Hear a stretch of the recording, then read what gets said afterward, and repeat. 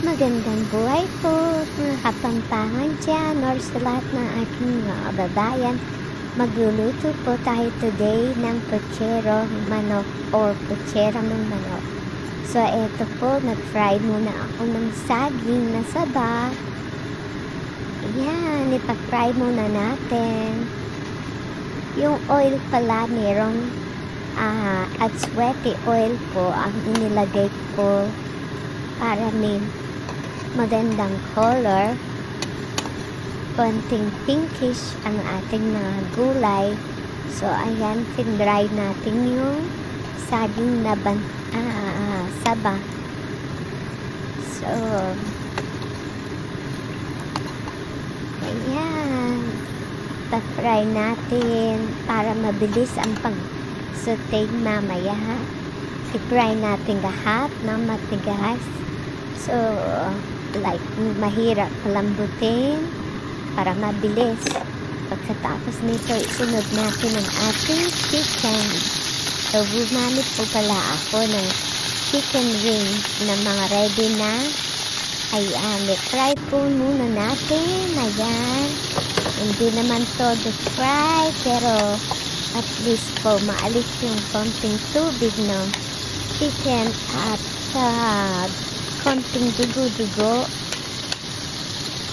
Ayan.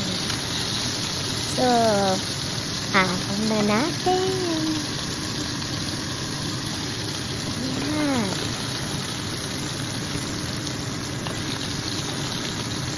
Nagustuhan niyo po pala yung mga ginagawa ko, mga content ko, kindly follow me or subscribe po sa akin. May YouTube, may Facebook account din po ako. So, eto po, fry natin yung patatas. Ayun. After nung mga tatlong yun, maglagay tayo ulit ng atsuete oil sa ating kawali, sa malinis na kawali. At mag-start na tayo ng saute. So, nag-uumpisa po ako parati sa bawang. Kasi gusto ko maamoy muna talaga yung aroma ng garlic bago natin nilagay yung sibuyas.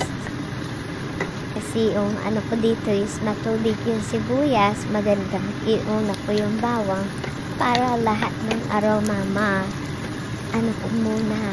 Ayan, na-enjoy ko muna. Ayan, nilagay na natin yung chicken. Tapos, naglagay po tayo ng patis o fish sauce. Tapos, yung patis. Ayan.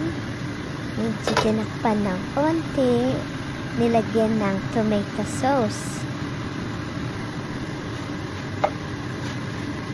Pagkatapos ng tomato sauce, ayan, medyo hinalo-halo lang ng konti. At para ilagay na yung mga ating mga gulay. Ito yung naglagay ako ng 1/2 cup of water para yung mga gulay. Kasi ayoko yung masyadong matubig. O kayong bahala kung gusto nyo 1 cup. Kasi lalagay na natin yung ating mga vegetable. So yun po pala is carrots and bell pepper and peas. Dahil wala po akong beans, yun pong peas yung ginamit ko. Yan, nilagay ko na lahat yung mga tinirito kong kanina. At panghuli po, inilagay ko yung Baguio pechay. So ayan na po.